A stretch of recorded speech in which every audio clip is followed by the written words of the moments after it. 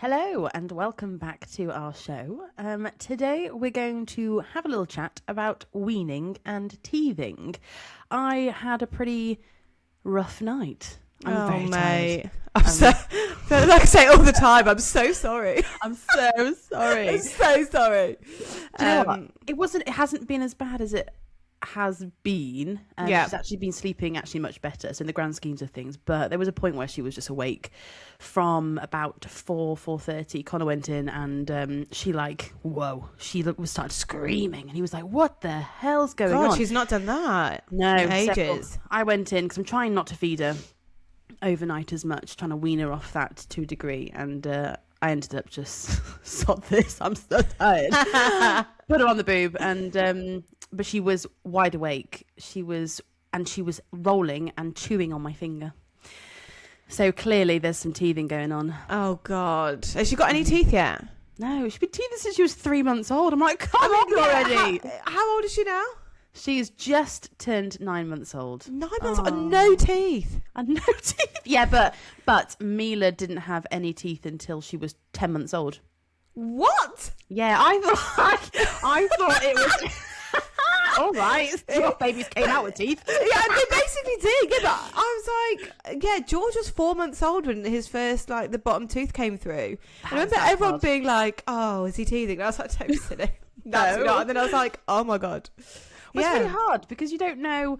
When she was 3 months old, she's also was finding her hands. So her hands were in her mouth, but she was like exploring that. And everybody automatically goes, don't they? Oh, she must be teething. And I was like, no. Well, maybe she is. No. Oh, actually, maybe she is. I've been saying that she probably has. And I can see like a bit of white at the bottom where the first, you tend to have the first two at the bottom come up first. Yeah. They're the first ones. Yeah. So she's got a white bit, and it's been there for a while. It definitely is pushing up, but there is no sign of a above surface. It's like, is it all like bright red and does it look her cheeks are really red as well. Oh, yeah, it does look a bit darker red. Yeah, and her cheeks have been really like little pink and red rosy little cheeks. So, and she has been chomping on my finger and everything she can in the middle of the night, which she never did before. Is she dribbly as well? Because I remember George, oh my gosh, not really. He was so dribbly when he was teething. Isla not so much, but George definitely was. Like, we had to bib him and stuff because otherwise he'd just be soaking. No, she's not a dribbly person, and neither was Mila actually. Mila, I ain't got a bloody clue when she was teething. You got all your teeth. Congratulations. I didn't even realise. Maybe it was that time when you were screaming. Oh yeah, but I can't narrow it down. Yeah, so I definitely think she is teething. But I've bought her quite a few teething tools. I try and go for like the wooden. Sounds like a chisel. I've got a hammer, a screwdriver. She probably would prefer them, let's be honest. Oh. I mean, her favourite toys at the minute, are the remote control, the car keys, and all the stuff iPhone. that you don't buy. Yeah, exactly. I had them lined up the other day to try and get her to crawl, but there we go. So I've got her the wooden kind of type, like say rubber, not rubber, like silicone. Is it kind of silicone? Oh yeah. Type rather than anything kind of plastic as such. And she does have it for a bit, but I don't feel anything's really doesn't work as well as my finger or my knuckle. or actually my nipple. Oh my god. Are you giving her anything though? So for George and Isla, we swore by the teething powder that you can get, which is Andrew and Parsons. So it's herbal, because I was just like, I don't want to give them Calpot every single time for every single thing. Yes, so I just thought we'd try it, and actually we found it helped with the pain for them, but also like the symptoms, like the redness of the cheeks, the dribbling, like it cleared those as well. Yeah, so I need to try that. We definitely swore by it with George. Isla, I don't think had that much impact. She, I think, struggled with teething more than George. George would have like a grumpy night and then would wake up the next day and would be like, oh, there's a tooth. Oh, wow. Really? But whereas Isla, it was way more, it sounds a bit like mad, like it's way more prolonged. No, it's a girl thing. I don't know. But she's not struggling and she's not miserable in the day. So she's not whingy or more like, I don't know, signs and symptoms. It's just more rosy cheeks, not really dribbling, but lots of chomp, chomp, chomp time. Yeah. And probably disturbed sleep more so than we got to the other week. So and it's really hard because we're trying to do this sleep training, right, which I will talk about in another episode when we actually finally do it. We had like a whole week planned for it, and then she was unwell, and she wasn't really bad unwell, but she was full of cold, and obviously at nighttime it's worse. But then I think there was a combination of the cold, and when I was in there she was rolling and just wanted my finger the whole time, and she's never done that prior to it. So I think it won't be long until those teeth come, but are you going to try pain relief, do you think? Yeah, so maybe I should try some of that powder. I mean, if it's natural remedy, I'd prefer that over kind of Calpol and stuff anyway. We did give a bit of Calpol a few nights, but I can't say it made any difference, if I'm really honest. And it's difficult if, like you said, if she's poorly, it's difficult to then try and work out which one it is, isn't it? Which one it is. So yeah, I think she's going through teething, but you never know. I think with Mila, she was the same. She was quite slow in getting her teeth, but then suddenly they kind of all came quite quickly once they were there. Oh, right. Yeah. It's one because I think like the build up to it is the painful bit, isn't it? I think as soon as it breaks through the gum, like it's not painful for them anymore. It's that bit. But wild, like the difference between our kids, like because textbook they say from about 6 months, don't they? That good old textbook. I mean, some people literally textbook. Some people literally come out with like newborn babies with full mouth of teeth. Like that is wild. Terrifying. That is not a thing. Actually, I saw a video the other day, and this newborn baby was like, and she was like, "Oh my gosh, she's got teeth! She's got teeth! She's got teeth! Why has she got teeth?" Yeah, weird. That's not a thing. Not weird. Just unusual, I'd say. Very unusual. But then you don't have to go through all the. You don't have to go through all the pain of this. So actually, who's winning? Who is winning? Absolutely, you guys are winning out there. your mouthful of teeth, children. Could you imagine though, like a newborn, like when you take photos of them and they're just there with like. Like a full set of teeth. It'd be so weird. But I have to say this time I'm not, I don't know, second time around I'm not rushing anything. I think first time, when you're first time mum, you want these milestones to kind of come in quickly, because just to kind of like tick off that yes, they're achieving them, and they're doing what they should be doing, and things are happening the way they should be happening. Whereas second time around, like I'm like, don't worry about crawling, babes. You stay there, because you are much easier on the floor, stationary, than crawling all around. And obviously with teeth, I didn't breastfeed Mila, as we know. With Maddie, I'm breastfeeding, and dude, already that child is like ripping off my nipple at times, because she gets super distracted, and I'm sure others that breastfeed know exactly what that feeling is like. She did that when I was there the other day. Oh yes, she did. It's just like hi. I know. Just looks at you, just stares at you. I have to literally go into like a separate room now and feed her so she can have a good feed, because otherwise she would be on there for about 10 seconds and then she'd just be looking at whoever's in the room or just smiling at you. Bless her. Yeah, I'm not really too concerned that the tooth is not there, because that hurts already when she pulls off, when she's like really kind of like grabs it, and she also smiles like psychotic. She's like, yeah. I literally go to her, no, don't do it. And she's like smiling. I'm gonna do it. Evil. So yeah, because that's probably going to be quite painful. But I do hear that a lot of people that have breastfed and then they've had teeth and their little one has actually bitten their nipple, they've only done it once. I don't know if that's general. Yeah, probably because of the reaction of the mum. Just screams at them, chucks them like, honestly, I can't. Boobs, like that would be the end. That might be the end of breastfeeding journey for me. Yeah, I'm done. How are you managing it with weaning then? Like in terms of transition and less feeding and food and things like that. Well, I'm finding that a little bit not challenging, but I'm just going with it, because with breastfeeding, you don't know how much milk they're having. And Maddie's always been an efficient eater, right? So she's quite quick. She's not on my boob for like half an hour. But sometimes that worries me now, when I'm thinking, well, you've only been on there for like 2 minutes. Have you actually had enough milk? And when I'm feeding her, am I giving her too much food, and too many calories too early on in comparison to milk that she's getting? I do find the whole milk amount with breastfeeding and weaning quite difficult to grasp or to understand, but I'm just going with it. So typically at the moment I've been introducing just breakfast. So I'm always kind of feeding her first thing, and then breakfast maybe about like, I don't know. I'm not on a schedule at all. I feel like I need to be on one, but maybe about 45 minutes later, I'll give her actual breakfast, and she's been having like banana porridge. Now, Cute. I've been kind of skipping lunch just to introduce her slowly. I didn't want to be like, boom, all food all the time. 3 meals. Yeah, exactly. Because then, she'll be like sumo wrestler like Mila was. And then I've been doing dinner. So again, probably give her a feed, and then maybe like an hour after or something, I would do it, I don't know, around like between 4 and 5. She'd have some dinner, and then I'd keep her no milk then until the bedtime feed before bed. So I was doing that for a while, and then the last couple of days I have introduced lunch because I feel like she generally is going through a growth spurt. Yeah. When she's finished her porridge, she was like, ah! Like, I want more. And I'm like, bloody hell. And I'm finding it hard because of her egg allergy.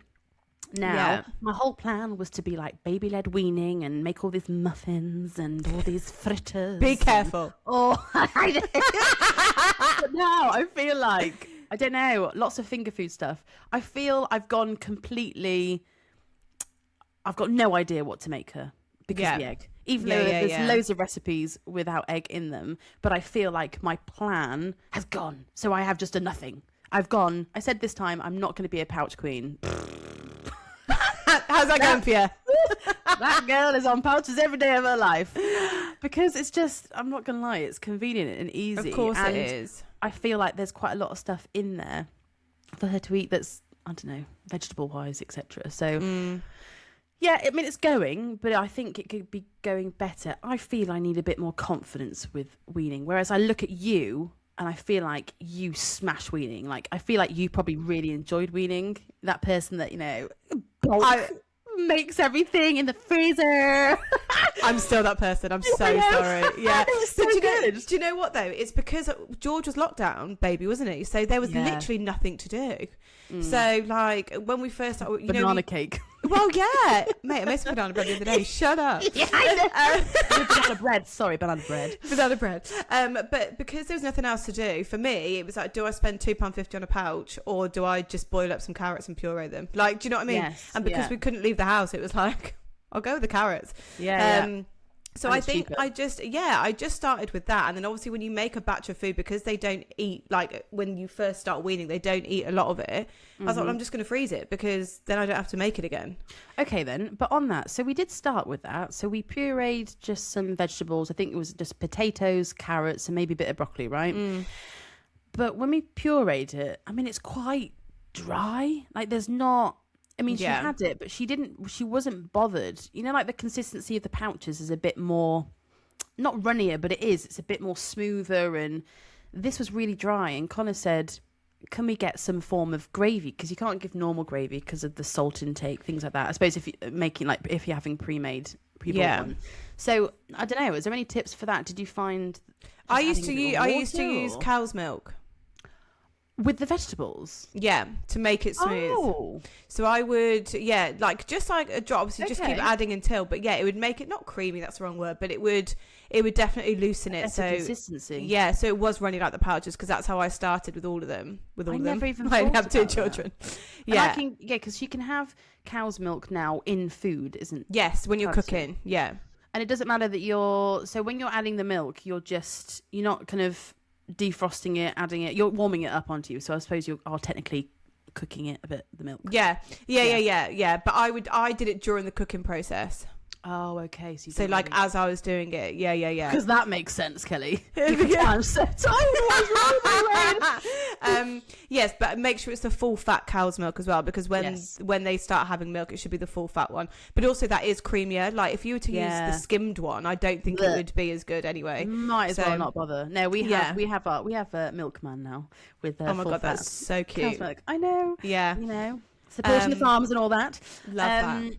Okay, so you've sent me a couple of recipes as well recently, haven't you? Yeah. In regards to things without egg in. So that will be handy. But I feel I really want to do more finger food. So she's good at exploring, she is, but I don't know. I think I just need a few more ideas. And social media is quite overwhelming because there's a lot of I save so many things. I'm like, oh, I'll try that, but also it's quite, I don't know, a bit pressurizing. I'm looking at these lovely mums making this perfect weaning plate, which is like love hearts and flipping dinosaur shapes. Yeah, I mean, I never did any of that. Out of the day. And screw onto the spoon. No, I never did any of that. But do you know what? I found that with like the cookbooks you can get as well. So this isn't an ad. The Ella's Kitchen ones I found were brilliant. Yeah. Really good, not loads of ingredients. There were like, I guess, different dishes if you wanted to add something like a little bit different and not. There was one in particular that I won't name where I bought it and then I was just like, what is this? Like, I haven't even heard of some of these ingredients and you want me to give it to my 6-month-old. Like 50 spices. Yeah, and then I'm like, I wouldn't even know where to get that from and you want me to give that to my 6-month-old. Like, this is wild to me. So, it is really, really overwhelming, but I guess it's trial and error. So whenever I made anything, I made enough to freeze. Yeah. In the hope that they would like it. Didn't always happen, in which case I was like, I'm not going to be precious about it. I'm just going to chuck it. Well, that is a thing, and I don't know whether it's a childhood generation thing. When I have made bits for her, and I have the expectation that I expect her to eat all of it, and for me that is like... That. Yeah, that's good. She's enjoyed that, and that's what I should carry on doing. And I don't know. I think that's from childhood when you were told to kind of clear your plate. You know, can't leave the table until your plate's gone. Yeah. The food on your plate's gone. So I think I need to get out of that mindset and actually just be more led by Maddie, and she will tell me what she likes and how much she wants. Otherwise, I think we've done that with Mila, and we even find ourselves now. She'll go, "Mummy, I've finished," and she won't have had much. And we're just thinking, oh, it's just because she just wants like snacks and like chocolate now. But actually, sometimes she has had enough. And I think a lot of the time, me and Connor go, no, you need to have 3 more mouthfuls. Yeah, and why actually, do we do that? No, but I do it as well. I'm guilty of it. I'm 100% guilty of it. And actually, last night, she'd had loads of dinner. And then she's like, I'm done. And I was like, oh, come on, just one more. And I was like, what? And then I stopped myself. I was like, why am I doing that? Like, you clearly have had enough. You've had loads. Yeah, exactly. And that, so I don't know. I think that's maybe a generation childhood experience. Maybe it comes from the time when, I don't know, people were rationing food and you literally you just finished. Are you okay? Welcome to our history lesson. Don't trust us at all. But you know, like our grandparents. I do know. I know what you mean. Yeah. So I think I need to maybe get a bit more on a schedule, try a few different things myself from scratch with, you know, don't be afraid to try a few things, and if she doesn't like it, then it is what it is. But I think I'm at that point where I don't know when should she be on 3 meals a day. Do you know what I mean? I think this is like what we just said about the textbook. Like, it's just not a thing. Like, I weaned Isla and George at 5 months because they were bigger. They were and I say weaned as in not like 3 meals, no milk, that's it. But as in like I introduced like the baby porridge, and do you know what I mean, gradually, and then did all the vegetables first. I did it quite gradually, and then they didn't have meals until they were a lot older. But like, I remember for George, and again, this was just easy because then being back at work and things like that, I would just do like little meals, but they would be blitz, and then I gradually like made them more and more lumpy sort of as he got bigger. Chunky. So like chicken, broccoli, I don't know, mashed potato with a bit of pesto in. Made that, you know, just doing a chicken breast and like just doing that made like 6-7 meals for the freezer. That's so it just meant for nursery I could just bung one in. I know it's healthy, I've made it. I know what's in it. So that's what I did. And I do, like, even now I do things like sausage rolls, and then like just create like a batch of them. I love their sausage rolls. But I make like 12, and then I'm like, okay, fine, that'll do us for like a week or two, just if they want something for lunch or something like that. I really wanted with Maddie this time to do full baby-led weaning, and as I was going to give in to all the mess, which gives me anxiety thinking about all the mess, but I really wanted to do it. Like, I wanted to have a piece of steak, chomp on that, have eggs, have like good fats in the morning. If I'm honest, I don't really want to be doing like porridge and processed stuff like that. Personally, but now, I mean, the egg thing is just throwing me off, but I've gone from 0, like 100 to 0 now. I'm like, well, now she can't have eggs, I can't do anything. I think that's knocked you, hasn't it? And understandably, because you had to deal with the reaction and you know, then have to deal with all of that. And I think it's like when you try anything. I remember when we tried them with peanut butter, and then we tried them with like pesto, because that's got, you know, different nuts in and things, and every time it was just like that waiting for the for the rash or for the hives or for something. So I dare try anything yet, but we've actually got an appointment tomorrow actually with the allergy clinic. So it's that's quick. Wow. It's come through quite quick. So I think they're going to do a couple of skin prick tests. So I don't know whether they'll just be testing for egg because of our experience, or whether they'll test for a couple other things like nuts, and because I haven't touched anything else that's like quite, that you could possibly get an allergy from, just in case. I just can't be bothered to go down to A&E again. Well, no, but hopefully they'll do more. Maybe you could ask if they would do more than just one thing. So just to see, because I remember we gave George aubergine. Oh, and God, he came. I know, so that's so rank. So I know it's horrible. But this was like really early, like when we were just trying the different vegetables type thing, and he suddenly came out in this rash, and I was like, no, he cannot be allergic to aubergine. I mean, I wouldn't be upset. Literally, I wouldn't be going from 100 to 0. But actually, Dr. Google told me it's got something in it that can present as the same. It can present as an allergic reaction, but it isn't. It's something to do with the enzymes and things. So yeah, that was one. Yeah, that was one that I didn't really realise. And then I was like, oh well, you can never have it again. Oh, what a shame. I hate that. What a shame. But it is tricky. We'll see. Isn't it? It is a journey, and I think, like you said, it's about trial and error. And I think I need to trial a few different things, probably change my expectations, and also I want to get better at eating together. But it's really hard with our work patterns. Yeah, because they say it's really important to eat with your children, because then they can see that you enjoying it, and that it's an important part of the day, and it's like family time as well. But and actually Mila does sometimes eat better with us, because she's always been a picky eater. Mila had but I would like to try and eat more as a family, but it's just really hard when Connor doesn't come home till work from late. I work most evenings, like it's straight in, like he's in, I'm out work. It's a lot. So we don't do it during the week, like I said, we just can't. And also like Isla will have tea at nursery, so she literally just needs like a snack. She literally, because they have it at 4, so sometimes I'll be like, if I've got a meeting, I'm like, oh well, she'll have tea there. But we do try and do it at the weekends, so we'll have like one meal where we'll all sit down together if we can. Like we don't you know, you don't punish yourself for it, but like Valentine's Day, we me and Matt never do anything.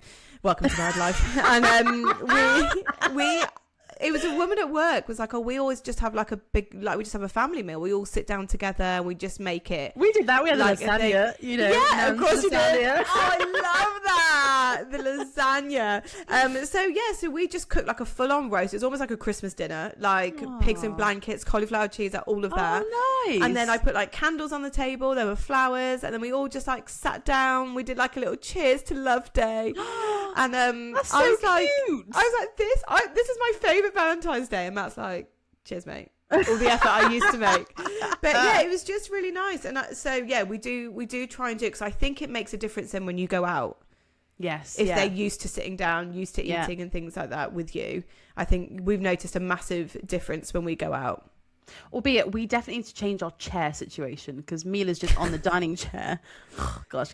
But we haven't got like a booster chair, and she won't sit. We've got the high chair, but it converts into a table and chairs. But she don't want to sit at that. She wants to sit at the big table with mummy and daddy, which is fair. But then she'll perch on the edge of the chair, and Connor's like, get off, like sit on the chair properly. I mean, she's the amount of times she's like nearly fallen off that chair, I've lost count, and it really frustrates Connor, with this wonderful patience. It's a bit pushed sometimes. Could you use a cushion? Well, she had, so we put two cushions on the chair last week, right? And she's eaten, like, we had spaghetti bolognese. And to be fair, like, she loves spaghetti bolognese. It's a great, easy thing. And that's also a great one to batch, FYI. It's my signature thing. And I would have given it to Maddie, but I know, I'm so lame. I've been perfecting it the last couple of months. But I was going to give it to Maddie and just blitz it a bit more, and kind of went, oh no, because do I tell everyone my secret ingredient? Oh, for God's sake, no, because everyone uses it. Okay, that was a legit question as well. Oh my God, that is my favourite thing you've ever said. Ever. A few splashes of Worcester sauce. Oh God, groundbreaking.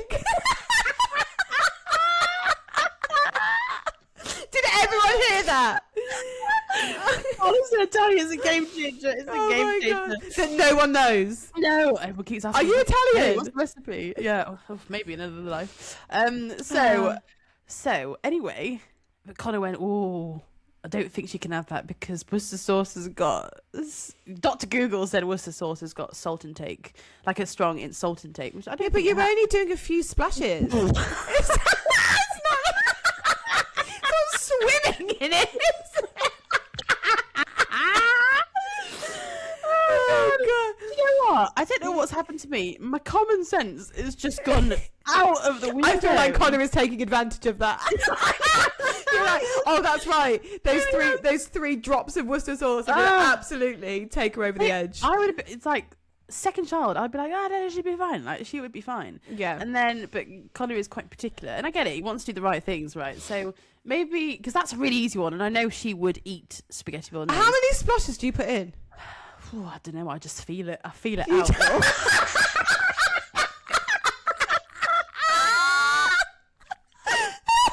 Right. Okay.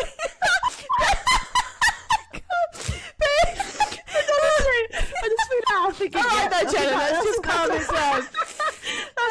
That's about it. Yeah, but it's not like loads, is it? It's like a drizz, right? No. Yeah, I mean, I shake it in, but yeah, maybe one. Hang on, maybe 1, 2, 3, 4, 5, 6, 7. Maybe like 7. Hang on. Oh God. 6 to 8 splashes, maybe. Okay, great. You know, but you've got to think about. I'm really glad that took so much time. I hope everyone is still listening. But if you've got 6 to 8 splashes, right? You think about the batch of spag bol that you've done because it's for 4 of you, and you'll always do way more. So the likeliness of her getting any more than a splodge. Yeah, is very low. Is very low. Okay, so spag bol could be a good one. Okay, yeah. I batch cook that. I do now, and then you can freeze it. You could just do like a portion of Tupperware for the kids. Yeah, because Mila loves it. But going back to the pillow question. Oh yes, we digress. We digress for a moment. Put 2 pillows on, and then when she was like, "Oh, thanks, mummy, that's better," and she was sat eating a spag bowl. But this child, I keep telling her to come to the bowl, you know. Don't. She's getting the spoon, and it's quite far away from bowl to mouth. And oh no, sorry, mummy, and I can tell you that the whole cushion was just saturated with spaghetti bolognese. And Connie's face was just like, oh God, me. God, it was just done. That just pushes me over the edge. So it's not. I don't want my pillows to get wrecked and have to wash the covers all the time. And spaghetti bolognese is one of those. Oh, it stains. Yeah, it does, doesn't it? It doesn't really tend to come out. Yeah. Do they sit at a little table together, or? So they used to, yeah. So we had a little table with 2 little chairs, and to be honest, when we have like all my family around, they still sit there. So we've still got it. But no, when they have like, even when they eat together, they'll sit at the kitchen table. But yeah, Isla just sits on her knees, which isn't ideal. Yeah. But yeah, I'll just push her in and she'll just sit on her knees. Because we didn't have a booster seat either. No. My mother-in-law did, and they use it all the time. And then, you know, like by the time you think about getting it, you're like, oh, but she'll like be too big for it now. Or like within a week. Yeah. So I'm not anymore. So like, what a waste of time. Yeah. So we've just battled through really. But my in-law, she uses a cushion. Okay. So yeah, knees or cushion. Be interesting to see what other people do with the age that they're at, really. But sometimes she can still fit in the high chair, but she never wants to sit in there because she's like, that's the baby chair. But if she's like doing a bit of painting or something, I want to lock her in for like an hour. Strap yourself in. You can do it yourself. Yes. Okay. Oh, you're so independent. Sorry, doesn't mean anything because she just undoes it now. She's too independent. But I think I went through the phase of we're not having any more babies, so we're clearing the house of baby stuff. So as soon as I could get rid of that high chair, I was like, be gone. I know. I can't wait to get rid of the high chair. Yeah, to be honest, but I know some people have the ones that kind of literally like lock on to the end of the table, which is quite good, like a floating chair. Yeah, oh, that's cool. But yeah, so we are going through the journey of weaning, and I think I just need to get a bit more confident. That is it. That is 100% it. And I think if you can let go of like them loving it. So I remember once Matt did meatballs. It's just a meatball pasta, but it was lamb. We were trying him with lamb, and he made it, and I was like, just be prepared that he might not eat it. And he's like, he will eat it. I was like, okay, fine, but just be prepared. And we sat there, and yeah, George literally didn't like it and flung it off the high chair. So I'm sat there on the floor. I'm sat there tucking in like. thinking, oh my God, I don't even know what's going to happen now. And he still remembers it to this day. Matt's like, I was devastated. Oh. I was like, mate, you've got to let that go because you just, and I think it takes kids like 5 or 6 times of trying the same thing to then actually like it and develop. Does it? Yeah, the likeness of it. Because repetition is key with when they're growing up, isn't it? It definitely is. But I was literally going to say that. I'm sure there are people out there that go, okay, so situation, they're trying some food, but they just don't really eat it. And then are you worried, okay, they're going to be extra hungry now. Do you give them more milk to kind of counteract that? Or do you just ignore that and stick to kind of your normal routine and just keep trying the food the next time? And that's what I did. Yes, yeah. Okay. Because what I didn't want to do was for them just to get into the habit of being like, I don't like it, and there's something else in front of them within minutes. Do you know what I mean? Yeah. I ain't got time for that. So I think I did that with Mila, and I kind of, that didn't help me in the long run at all. Yeah. So I don't force it. Yeah, I just don't. It was purely selfish. I didn't have time for it, and also like with the batch cooking, if I've got something out the freezer, like that's it. Do you know what I mean? You will eat this. That's it, or go hungry. But then I just knew that they would be hungry. Instead of it lasting a couple of hours before they might want a snack or something like that, it would probably be like an hour, and then they'll be hungry. So then just do it that way. But that's how I did. But I remember with nursery, and I got into the car and cried. I was so upset because I remember taking him, and he'd had all these different pots, and sometimes it'd be like sweet potato and salmon, like blitz and all of this. I know, but I remember one of the workers, and she meant it from the nicest place, but this is like oversensitive, I don't know, just psycho. And she's like, I think maybe he wants some more like, he didn't really eat it today. And I was like, oh, okay, like that's fine. She's like, maybe he just needs a bit more like grown up food. And I was like, oh. And I was like, and I literally got into the car, cried, and then that was like, what's the matter? I was like, she's basically saying I'm awful. It's like, no, I don't think that's it. And he said, Laura, like he's been having these like different pots of different things for like months, and it's been great because he's got all the nutrients and stuff. But yeah, let's just try something else. So that weekend, I was like, this factory of like fritters and the sausage rolls were born and all of this. I was like, there you go. I took it really personally. Yeah, but I was too scared to do baby led weaning. The thought of them like just picking up stuff and just like gagging. I can't. I just couldn't do it. I mean, there's the first pictures of George weaning with like this bowl of like puree broccoli, like a little bit like next to it. And even then I'm like, don't eat it, just play with it, don't eat it. Well, I think play is quite an important part, isn't it, when they're weaning? I ain't got time for that. Putting it in stands. I know, and it is. I'm a bit like, well, come on, you're gonna eat it or not? And Maddie is definitely a savoury gal. Yeah. So I can't even. I'll give her like a big strawberry as long as it's ripe. But she's not bothered about it. She doesn't like anything sweet particularly at the moment. But she'd eat, anything savoury, and that's what I want. Some savoury snacks. Yeah. Fritters. Maybe I should start the sausage roll. I'm a bit young for that yet. Maybe. Well, I also used to do the muffins. Like muffins are so easy to do, and you can get like egg-free ones. And I just used to like my poor kids. I used to like. I used to like put veg in them, so like I don't know, courgette, carrot, whatever. Veg, didn't you? Yeah, I know, yeah, and then but like with cheese in it as well, and they don't have those, but they're great to take out and about. Yeah, really, really good because then they'll just eat it. Yeah, that's it. I'm going to Tesco, and then I did these horrific. Like, I'm going to call them chicken cakes, and they are as disgusting as they sound. Like, when I look back. So it was like blitz veg with some chicken, and then I would like smush